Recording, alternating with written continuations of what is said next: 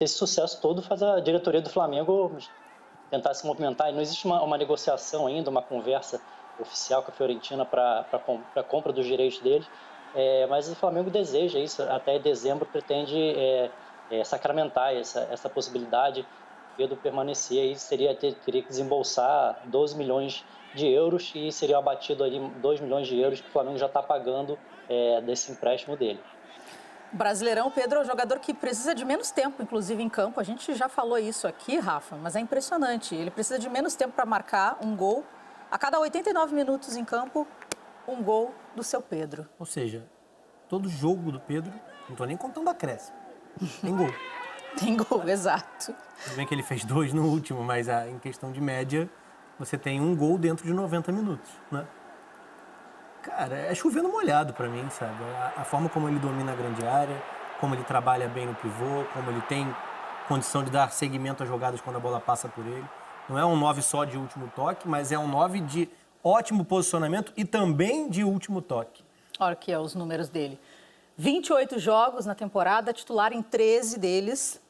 Minutos, 1.218 minutos em campo, 14 gols, como disse o Fred Uber, que está nos escutando, 2 assistências e 87 minutos. Aqui, pelas minhas informações, era 89, mas assim, né? Pouca diferença, né? A cada 87 ou 89 minutos tem gol do seu Pedro. Agora pode voltar a nossa dupla para o telão. Volta o Grafa porque ele dominava a grande área também, né? Pois é, Grafa.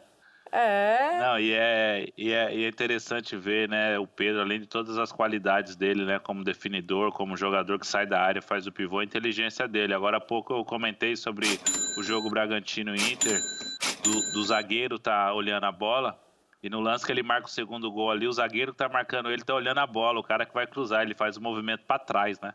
Ele faz o movimento para trás e domina a bola sozinho, em condições, mata no peito. E marca um golaço. Ele é muito inteligente, é diferenciado. Pedro... Outro dia teve uma enquete aí, nós estávamos no programa, né, entre Pedro e o Gabigol. Eu falei que o Gabigol, né, com todo respeito ao Pedro, porque o Gabigol começando a sua carreira, a sua trajetória no Flamengo, mas o Pedro hoje por tudo que vem acontecendo assim no futebol brasileiro atual, ele acho que é o melhor jogador em atividade no futebol brasileiro. Pode junto botar com o Marinho, de novo, Grafa? com o Galhardo, mas o Pedro... Grafa? Já viu isso? O cara sai do muro, pula para um lado e agora quer pular o muro para o outro lado? Aquele dia eu falei do Gabriel, só que já passou o quê? 3 semanas disso? Eu tô esperando. O Gabriel machucou, não conseguiu ter a sequência. Hoje o Pedro tá melhor que ele, eu tenho que admitir isso. Eu tô esperando mas mais o Gabriel pro meu também lado tem do sua muro. história. Vai acontecer Eu não até tô o fim. pulando do muro, eu tô fazendo elogio ao Pedro. Vocês querem polêmica. Sabe, Grafa, que hoje o Sidney Magal, que é o nosso desafiado do Troca de Chutes, falou uma coisa que eu acho que eu vou usar sempre que tocar essa sirene. Essa sirene que nunca tem horário, nunca tem momento, enfim, em relação ao Pedro ou ao Gabigol, seja o que for. Ele falou o seguinte: eu fico em cima do muro porque eu tenho a visão plena dos dois lados. Entendeu? Eu olho para um lado, eu sei o que está acontecendo, eu olho para o outro, eu sei o que está acontecendo, então eu fico em cima do muro. Quer derrubar o quadro. Sidney Magal, muito obrigada por me dar essa dica. Eu não posso sair cantando música do Sidney Magal e fugir do muro quando ele aparecer aqui pra gente. Quando pisca o estúdio todo de vermelho, a gente tem que pular para um lado, né? Não tem jeito. E esse gol que o Grafa cita é muito legal. A gente mostrou ontem, mostrou a análise, como que o Pedro foge do ângulo de visão do Adrielson. Sim, né? ele fica procurando. O Adrielson fica esperando, cara, essa ideia de acompanhar a bola e não ter como acompanhar a referência tanto da movimentação do atacante como da origem da jogada, né? E ele já tinha feito o pivô lá no primeiro momento, né? Na meia. Verdade. Então foi completo, assim, aquilo ali foi masterclass de Pedro, né? Participando como pivô, fugindo da atenção do zagueiro, dominando e finalizando. Jogadoraço. O nosso analisador tático trabalha aqui, Rafael Rezende, em sua leitura. Manda ver bem demais. Todo dia é uma aula aqui, ó, Grafite. Que isso. Que isso o quê? Eu tô sempre acompanhando. Vamos lá que o tempo tá passando. Fred Uber, alguma colocação final? Além de continuando falando do Pedro, acho que vai ser legal também no Clássico com o Vasco, no sábado, um duelo aí de centroavantes que estão em fases opostas agora, né? O Cano começou muito bem o campeonato, e agora ele que está no jejum de 6 jogos e o Pedro marcando aí todos os jogos, vai ser um duelo interessante também. Verdade. E só de informação de formação de time, o Isla testou negativo, vai poder viajar, vai poder disputar o segundo jogo do Chile pelas eliminatórias, e provavelmente o Mateuzinho vai entrar no lugar dele, e provavelmente o Hugo vai ser mantido no gol, porque o Diego Alves ainda está fazendo um trabalho de transição, a tendência é que só volte na próxima semana, então provavelmente o Hugo continua no gol do Flamengo. Muito obrigada pelas informações do Flamengo, Fred. Bom descanso para ti. Um abraço para todos, boa noite. Boa noite. Agora a gente fala também do outro lado do clássico, né? A gente já falou sobre Flamengo, chegou a hora do Vasco, fim do ramonismo. Ramon Menezes foi desligado do Vasco depois da derrota por 3-0 para o Bahia, a seca que o Vasco vem passando, enfim, de vitórias. E o Alexandre Gracelli, do Sub-20, vai comandar o Vasco diante do Flamengo. Números do Ramon antes de vocês começarem. Eu sei que você já está assim, com a cabeça assim. Dá vontade até de não falar. Eu compartilho desse sentimento do Rafael Rezende. Números do Ramon aqui, ó. 18 jogos no Vasco, 8 vitórias conquistadas à frente do time, 4 empates, 6 derrotas e um aproveitamento de 52%. 6 meses no total de trabalho, nem isso? Mas ele foi contratado na boca do início da pandemia. Exato. Né? De trabalho, de fato, muito menos do que isso. Quer falar ou quer que o Grafa comece? Pelo menos você está aí, você está indignado. Grafa. Pra ver se eu vou mais leve. O que falar dessa saída? É difícil falar sobre isso, né? A gente falava da contestação do Cudê agora há pouco e falar da saída do Vasco, da saída do Ramon do Vasco. É impressionante, né? O futebol brasileiro, com todo respeito ao Campelo, presidente do Vasco, a diretoria do Vasco, mas é um tiro no pé, porque não dá para entender, né? Eu conversei com o Ramon por 2 vezes que eu encontrei ele aqui na Barra, no restaurante, e pelo que eu ouço das pessoas que trabalham com ele no dia a dia, ele é um cara super tranquilo, mesmo na época que falava muito do ramonismo. Acho que o próprio Ramon não gostava desse negócio de ramonismo, porque ele sabe, ele jogou futebol, ele sabe como é dinâmico o futebol, tudo pode acontecer. E aquele momento que o Vasco viveu há 1 mês e meio atrás, a gente sabia que não ia durar muito, porque o elenco do Vasco o Vasco não tinha condições do elenco de manter o nível quando perdesse alguns jogadores caíssem de produção, que é normal nessa temporada diferente do futebol. O número de jogos quarta e domingo, Copa do Brasil,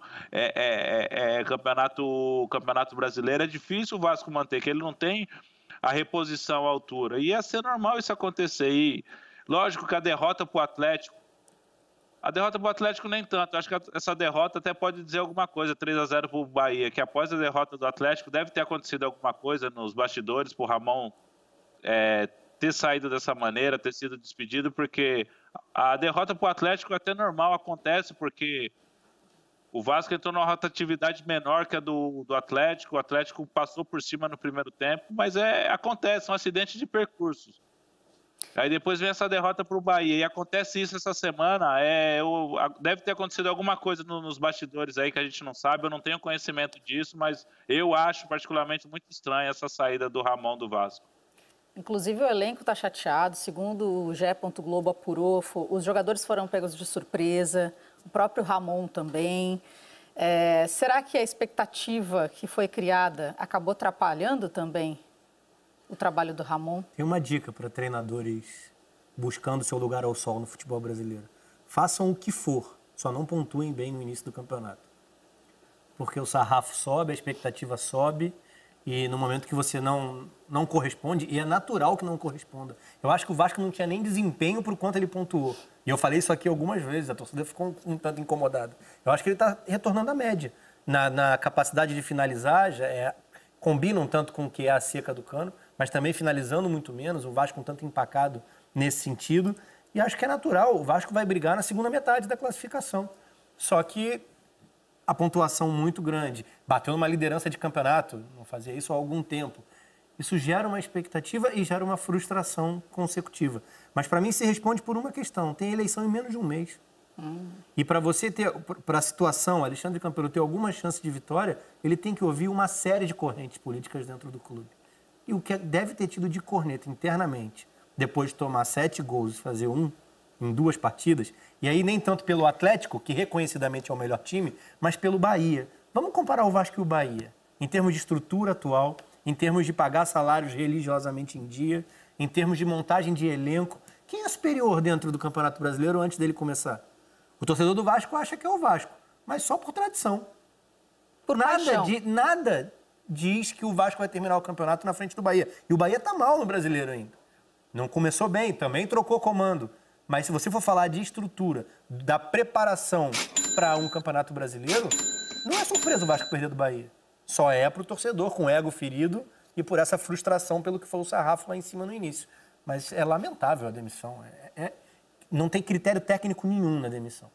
E isso é o que mais me incomoda no futebol brasileiro. É aquela coisa, se não tem elenco, o problema sempre vai ser do técnico, mesmo não tendo elenco. Qualquer problema que apareça, vamos demitir o técnico, vamos mudar, trazer novos ares. Parece que sempre isso acaba se repetindo e essa história que a gente falou aqui no futebol brasileiro se repete. Oi, Grafa. Mas essa expectativa que o Rafa fala tem que ficar por parte da torcida. Não dentro. Eu tenho certeza que o Ramon, os jogadores, não tinham essa expectativa. Nós somos líder do campeonato, vamos até o final do campeonato. E a própria diretoria também, acho que no meu entender, pelo que a gente conhece de futebol, não tinha essa expectativa também. Agora, o porquê demitir ele agora? Concordo. É isso que não entra na cabeça. Não tem a gente não consegue achar uma explicação para isso. Porque dentro do clube, no dia a dia, eles sabem que a expectativa, mesmo tendo tido a liderança por algumas rodadas, aquilo lá ia ser uma coisa momentânea, porque é difícil o Campeonato Brasileiro perante outros elencos que a gente tem, de Atlético, de Flamengo, de São Paulo, de Palmeiras, elencos mais robustos, com opções maiores. Não falo dos 11 iniciais, mas de elenco no geral, para reposição, quando o jogador cai de produção, quando vem a lesão, o número de jogos quarta e domingo. E a diretoria não tinha essa consciência, é bem complicado, é bem estranha essa demissão. Ponto final nesse bloco. Se deixar, a gente vai falar muito mais. Eu sei que vocês também estão se manifestando aqui na hashtag Troca de Passes, mas a gente precisa ir para o intervalo. Pessoal, tá vendo esse Camaro aqui? Em um mês trabalhando pela internet, eu consegui o valor dele. Dá uma olhada aí. Quer aprender como que eu fiz isso? Então clica no link na descrição desse vídeo que eu vou te contar o meu segredo.